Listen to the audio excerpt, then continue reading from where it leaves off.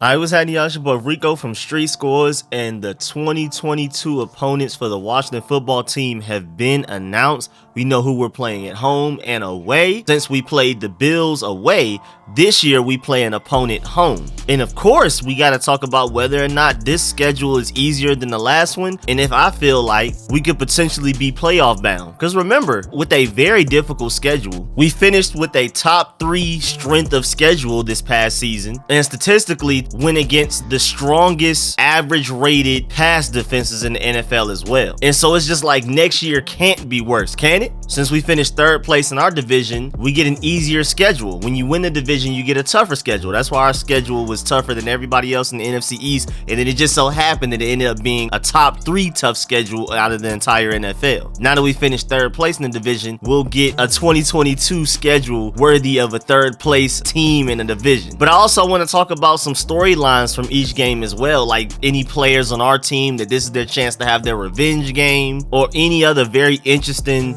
and underrated storylines for a lot of these games. I mean, how did our previous game go? When was the last time we've played some of these guys? You'd be surprised the last time we played a couple of these teams. You'll see in the picture I'll provide, man. It's crazy. I mean, we were like a completely different team back then. So was our opponent as well, but you'll see it's a couple of them. And before we dive into all of that, make sure you subscribe to the channel, hit the bell next to the subscription button so you get a notification immediately. And every time I release an informative and opinionated video just like this one, and like I've already told y'all in the videos and the live streams, just because it's an off season for the burgundy and gold does not mean it's an off season for Street Scores. If anything, the off season is when I put out my best content. Expect mock drafts, more live streams where y'all can call in and we can just talk about whatever, any updates going on with the team, free agency draft, some film sessions, all of that. Anything team building wise, I got y'all. Also want to do some reviews from the previous season too, maybe some film sessions, also like the best draft picks from the previous draft. I'm gonna do a review video on that and rank them from best to worst,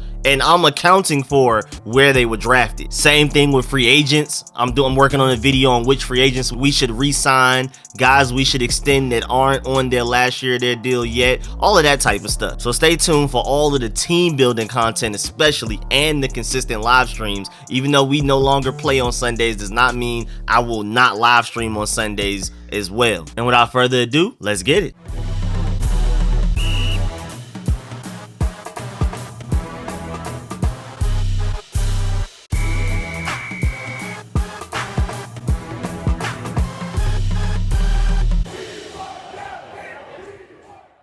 Alright, first of all, just wanted to give y'all some of the background information on how these schedules are even calculated, like how we already know before the official schedules come out. Since I'm giving y'all this video and they've already given us the information of who we play, all we're waiting to see now for when the official schedule comes out later on this year is to know when we play guys, like what time, what days, all of that type of stuff, and in what order. But other than that, we know exactly who we play, we know where we play them, home or away. Also, on top of that, the scheduling formula implemented in 2002 with realignment guarantees that all teams play each other on a regular rotating basis. So you're not gonna go like 5 years without playing any team in the NFL. You're gonna end up playing everybody at some point. Under the formula now, every team plays 17 games as follows. Home and away against its 3 division opponents, of course the NFC East, and I'm gonna talk about that briefly after I'm done giving y'all the background information on what's going on. And of course the NFC East makes up 6 games a year. Then you play 4 teams from another division within our conference on a rotating 3-year cycle. That's 4 games. And then 4 teams from a division in the other conference on a rotating 4-year cycle, which is another 4 games. So you're going to play NFC East opponents every year. You're going to play NFC opponents at least once every 3 years. And you're going to play AFC opponents at least once every 4 years. And then, of course, you also have 2 intra-conference games, and the 1 intra-conference game based on the prior year standings. These games match a first place team against a first place team in the 2 same conference divisions the team is not scheduled to play that season, as well as 1 team from the other conference. The 2nd place, 3rd place, and 4th place teams in a conference are matched in the same way each year. And so since we play 2 divisions next year, the AFC South and the NFC North, which is something that's already been calculated since like a couple of years ago, and since we finished 3rd in our division, we will play the 3rd place finishers from the NFC West, the NFC South, and the AFC North in 2022. And it's an NFC thing. All NFC teams will play 9 home games and 8 road games in 2022. So in 2023, the AFC will have more home games. In 2024, the NFC will have more home games, and it's just going to keep flipping back and forth. So in even number years, the NFC plays the most home games. On an odd number year, the AFC has the most home games. Again, 9 to 8. But on to the schedule. Again, of course, we play the NFC East, both home and away, twice each, 6 games total. Got to play the Cowboys home and away, Eagles home and away, Giants home and away. That's already known. As of right now, the Cowboys are the leader of our division, but the Eagles aren't terribly far behind because they've also made the playoffs, even though, again, I feel like we would definitely be in the playoffs if it weren't for injuries or COVID. But it's whatever. We'll bounce back. We're going to get that franchise quarterback, and I believe we could even possibly be good enough to win the division next year, or at the very least make the playoffs. And then the Giants is just in their own mess. Then moving on, I'm starting with all of the home games. We play Atlanta at home. I'm sad to hear about the fact that we're playing it in DC because I would love to go to the game if it were in Atlanta. I went to this last game. That was really fun. That was my favorite game of the season. Bragging rights, all kinds of stuff. And kind of sucks though we played them back-to-back years because normally when we play the Falcons, we don't play them again for like another 3 years. So I thought I was going to have like 3 years of bragging rights. Now we beat them 1 year, we play them the next year. So we just got to go and beat them again. And again, this game will be played at home. I'm starting with all of the home games. Remember, Cordell Patterson killed us, but Taylor Heineke, JD McKissick, and a few others really bailed us out of that game. Made some amazing plays. That comeback was perfect. Again, that's my highlight of the entire season. I'll never forget that Falcons game. I'm always going to bring it up. Again, I went to the game, so it was beautiful. Mercedes-Benz Stadium is amazing. If you've never gone to a game there, you got to. Easily one of the 3 best stadiums in the NFL. But we're going to play the next one in DC, and we better represent. I represented when they came down here, so y'all got to represent when they up there with y'all. We also play the Cleveland Browns at home, and my Georgia Bulldog right there, Nick Chubb on the screen. We're going to have to shut him down because if we can't shut him down, it's going to be very difficult to win. But if we shut him down and force Baker Mayfield or whatever quarterback they end up drafting or bringing in to win the game himself, we definitely have a chance to beat the Browns. But again, who knows if the Browns are even going to keep Baker Mayfield. Then we also play the Green Bay Packers at home, and this is really interesting because will this be an opportunity for Aaron Rodgers to get his revenge game? I mean, if we get him, which I highly doubt we will. Like, I'm not betting on the fact that we will end up getting Aaron Rodgers in free agency. I honestly feel like he's just going to end up staying in Green Bay, and even if he does it, I don't feel like we're one of his top destinations, but who knows? The fact that he'll get a chance to play against Green Bay soon after switching teams, I mean, literally the upcoming season, maybe that makes us a little bit more attractive, along with the fact that we do have a top 5 offensive line when healthy. So we'll see, but I doubt it, and that's just one of those games. If you want to be taken seriously, you got to beat Green Bay at home next year. We also play the Vikings at home, so if Kirk Cousins is still the quarterback of the Vikings, even though they're doing a complete makeover of the organization, especially GM-wise, front office, decision makers, and all that type of stuff. If Kirk Cousins is still the starting quarterback for that team, it's going to be him returning to the DMV. So that's going to be a really interesting matchup in itself. And we haven't played the Vikings in a while too, which is kind of crazy. So that's interesting in itself. But again, they're starting to get a new makeover. We're going to have to figure out how we're going to shut down Dalvin Cook. Justin Jefferson's a problem too, man. Whew, Lord have mercy, man. That's a crazy offense. They get a quarterback better than Kirk Cousins. That team is crazy. And it's wild because they were leaning on their defense for the most part, like just a couple of years ago, and now it's their offense carrying that team, and they need defensive improvement. Then the Jaguars, and the last time we played them, we had Josh Johnson at quarterback. So this is a completely different team. Who knows who we have at quarterback when we play them again? I know that they definitely will have Trevor Lawrence. They don't even have AJ Bouye, who you see on the picture right now. Like, this is a completely different matchup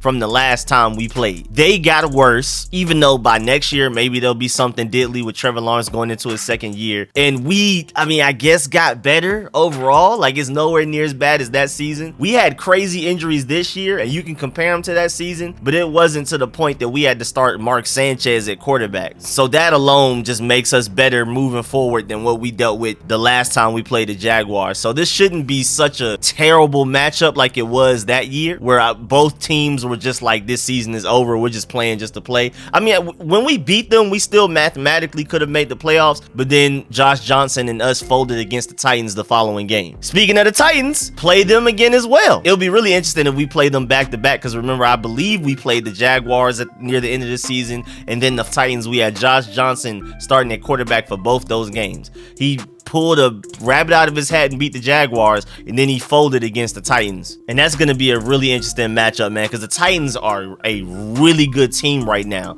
Remember, Derrick Henry hasn't played since week 8, and they're the #1 seed in the AFC, bro. That team is a problem. So we need to get our stuff together to be able to even have a chance of beating them next year, man. I mean, AJ Brown missed a lot of games. I swear Julio couldn't have even played 5 games this year. I had him in one of my fantasy teams. I was always waiting for him to get back healthy. I swear he never did. Then our away opponents, you have the 49ers. We played them in San Francisco. That's going to be really interesting because maybe Trey Lance will finally be the starting quarterback for them, and then maybe we'll have a rookie quarterback, and it'll be a nice dynamic young quarterback rookie versus sophomore showdown type of thing. That would be really fun, even though technically next year will technically be Trey Lance's rookie season again because he barely played this year. And then also remember the last time we played the 49ers, and that game was crazy. Granted, we were going against Nick Mullins, but Cameron Curl with that pick that he got that was like, oh yeah, Cameron Curl is serious now. Like, we know for sure this guy's different. That was the same game with the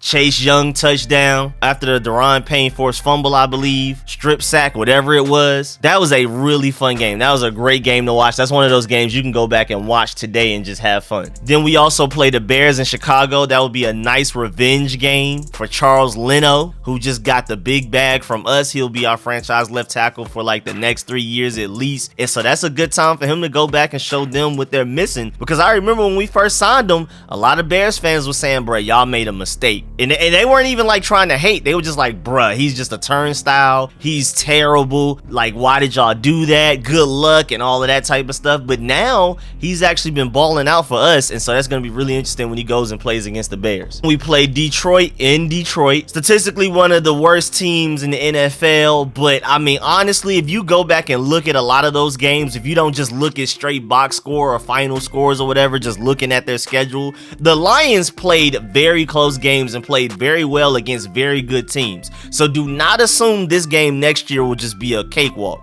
especially if they go and get a franchise quarterback over Jared Goff, because Jared Goff was one of the main reasons they were losing a lot of their games. Again, they had some really close games with some really good teams. I mean, they just beat the Packers, even though the Packers sat their starters after a while. But watch out for the Lions, man. If they draft well, if they figure out quarterback, if they bring one in or draft one, they could be something at least a little serious next year. Definitely not a cakewalk. And this is also potentially, if they're healthy by the time we play the Lions, a revenge game for JD McKissic and Logan Thomas, who are both ex-Lions. Hopefully JD McKissic will be on his next big contract with us, just like Logan Thomas already is, and just like I talked about earlier with Charles Leno with his revenge game against the Bears after he got paid. Then we play the Houston Texans in Houston, and I mean, who knows? Maybe Deshaun Watson is our quarterback getting his revenge game against the Texans.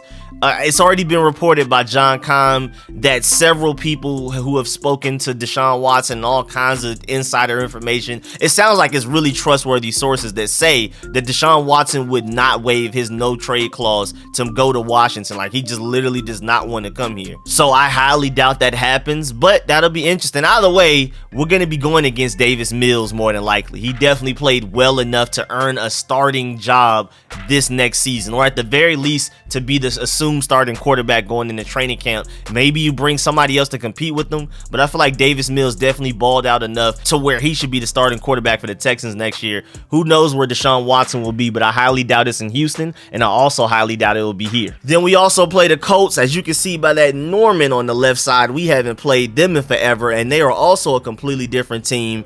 Jonathan Taylor is a dog. I mean, we knew that. Coming out of college, my problem with Jonathan Taylor, literally the only problem I had with him, is that they ran him to the ground. So I don't know how long he's going to last in the NFL. And the Colts, at the beginning of the season, when they weren't looking too good, most of the reason was because they weren't running Jonathan Taylor that much. They were more so running a 3-headed running back by committee, because they knew that. They knew that information, like, hey, man, we got to preserve this guy any way we can to where we don't run him through the ground and he ends up like Ezekiel Elliott or Todd Gurley in a a lot of these other guys. And then as soon as they started letting him be the lead back, because they were like, all right, we've lost too many games now. We got to get our stuff together. We have a really good, really talented team. We truly have a chance to make the playoffs. They started running with him. Then he ended up leading the NFL in rushing throughout the year. Might be offensive player of the year. We'll see. And that team just became different. Now, granted, Carson Wentz is full god still. He looked really good some games, but then when there was some games that just head scratcher, and then the Colts had to beat the Jaguars, who have the first overall pick in the draft, to make the playoffs. So there's no way you can say they weren't motivated,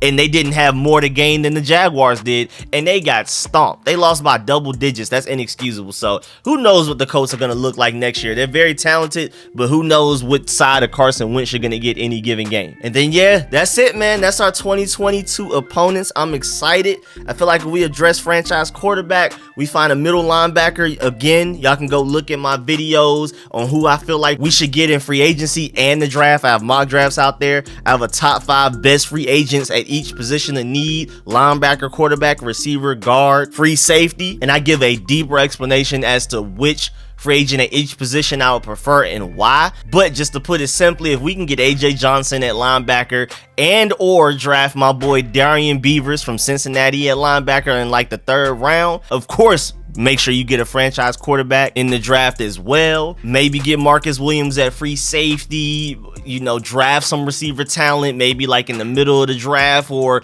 you can somehow steal Allen Robinson from the Bears and let him get his revenge game alongside Charles Leno. Remember, he tweeted at Charles Leno after he got his big money and basically was like super excited for him. And so, of course, that sent Washington Twitter into a frenzy for a little bit as to like, maybe we can get Allen Robinson to come here because we're showing him that we will pay guys that play well, even if you are an ex-Bear. You know what I'm saying? There's a direct blueprint of an ex-Bear coming to our team and getting long-term good money. So I don't know. But either way, if we can just fix those things, man, I think we can definitely make the playoffs with this schedule. Because again, this schedule is nowhere near as difficult as what we dealt with. I mean, even just quarterback-wise, we went against like 5 of the top 7 quarterbacks in the NFL this past season. This upcoming season, I mean, Dak, Aaron Rodgers, if you like Jalen Hurts like that. Ryan Tannehill is really good, but I wouldn't consider him an elite quarterback. And then Daniel Jones with the Giants, even though this past year was arguably his best year of his career, but everything around him was just so terrible it didn't really matter. And I'm not even a Daniel Jones fan, but he definitely looked pretty good like the first half of the season. Again, I'm not a big Jalen Hurts fan like that. I mean, I guess Kirk Cousins, he's cool. I'm not afraid of him. If the Browns keep Baker Mayfield, I'm not afraid of him at all. I'm pretty sure the Falcons are going to try to attempt to get some quarterback that can learn behind Matt Ryan. I wouldn't be surprised if they go and get like a Malik Willis or Desmond Ridder, but by the time we play them, neither of those guys probably will be starting over Matt Ryan anyway, so you can just assume we're going to play Matt Ryan. And you saw how he looked against us when we played the Falcons this past season. Then the Lions, whoever they end up with at quarterback. The Bears, I guess Justin Fields if healthy, but the team is just so bad around him. He doesn't even have a chance. Davis Mills may honestly be one of the best quarterbacks we play next year based off of how he looked to end this past season. Carson Wentz, who knows? Again, you may get top 5 quarterback play from him, or you may get bottom 5 like how he looked against the Jaguars. And then the 49ers, if Trey Lance is ready. So this schedule is very favorable to us bouncing back and making the playoffs. Again, this schedule, the way it looks, I wouldn't be surprised if we win the division, but again, it all depends on how we address a lot of our needs in the offseason,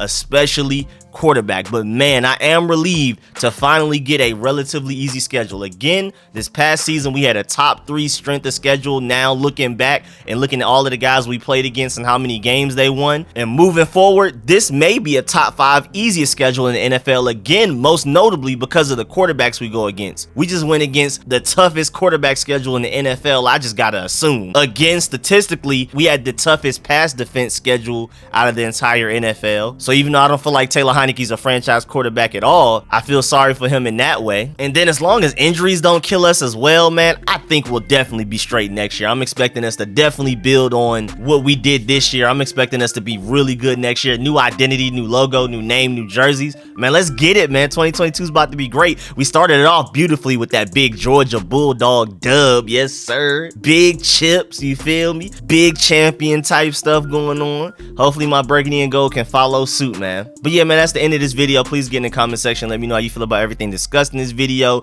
Who do you feel like are our easiest and toughest opponents? Who do you feel like the top 5 quarterbacks will go against this upcoming season? Because again, I honestly may put Davis Mills in there with all seriousness. So let me know how you feel about this schedule and various different viewpoints.